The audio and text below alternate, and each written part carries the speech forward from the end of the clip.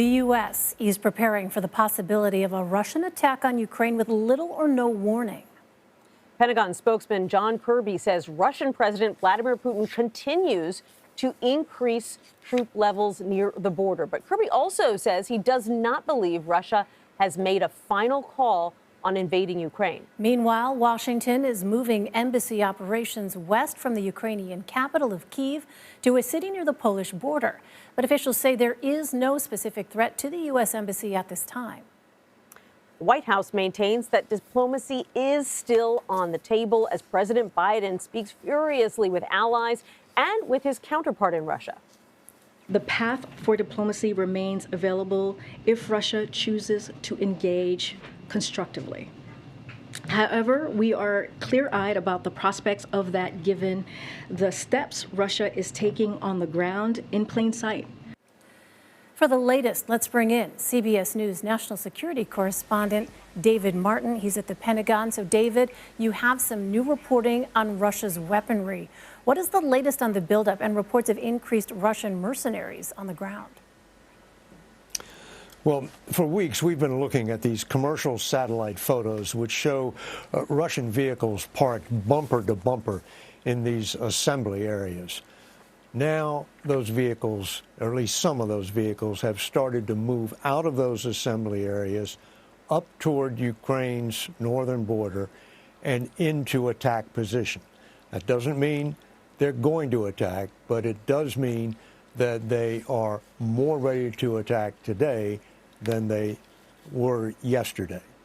Now, U.S. officials have been warning that Russia is likely to create a pretext for invading, an act of sabotage that they could blame on the Ukrainians and say that it threatened the lives of Russian citizens and therefore it had to go into Ukraine to protect Russian citizens. And that's, of course, exactly the kind of deniable operation that could be undertaken by mercenaries.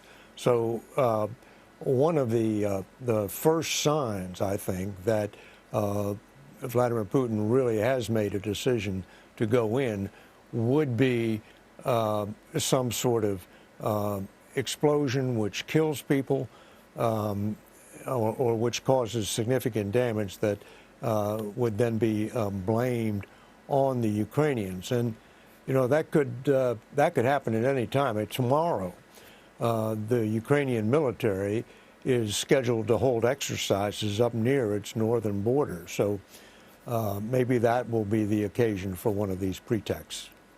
A horrific thing to watch and wait for, David. You know, the National Security Advisor, Jake Sullivan, spent the weekend warning that any invasion would likely start with an aerial bombing campaign that could indiscriminately kill civilians. What is it that leads U.S. officials to believe that that could be Putin's strategy?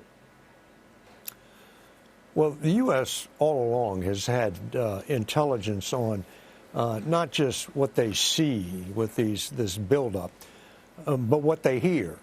Their monitoring of Russian communications and planning by the Russian general staff for how they're going to do this. And some of that intelligence includes basically what the U.S. would do if it were invading Ukraine, which is to take out the command and control of the government, which, of course, much of it is located in the capital of Kyiv. And you take out command and control two ways. You either do it with cyber attacks or you do it with airstrikes. So airstrikes would be a part of an all-out invasion plan. Well, David, we touched on this a moment ago. What is happening on the ground at the U.S. Embassy in Kyiv? Well, the U.S. Embassy in Kyiv is being evacuated to the west to a city called Lviv, which is less than 50 miles from the border with Poland. So that leaves them a quick exit out of the country if an invasion begins. Also, the 82nd Airborne, which was sent to Poland one of its missions is to set up receiving stations for Americans crossing the border from Ukraine into Poland. They were scheduled to set up 3 receiving stations, which would be capable of handling 5,000 people coming across the border all at once. But I talked to people over there this morning, and as of this morning, fewer than 100 American citizens, people living in Ukraine as American citizens, had crossed into Poland, and they've only set up one of those 3 receiving stations because right now there's not a need for the other 2. Now, as the situation continues to escalate, Americans living in Ukraine may finally heed some of these warnings that the administration has been giving, and those numbers could increase dramatically in the coming days. All right, continuing to watch and wait to see what happens. David Martin at the Pentagon. David, thank you.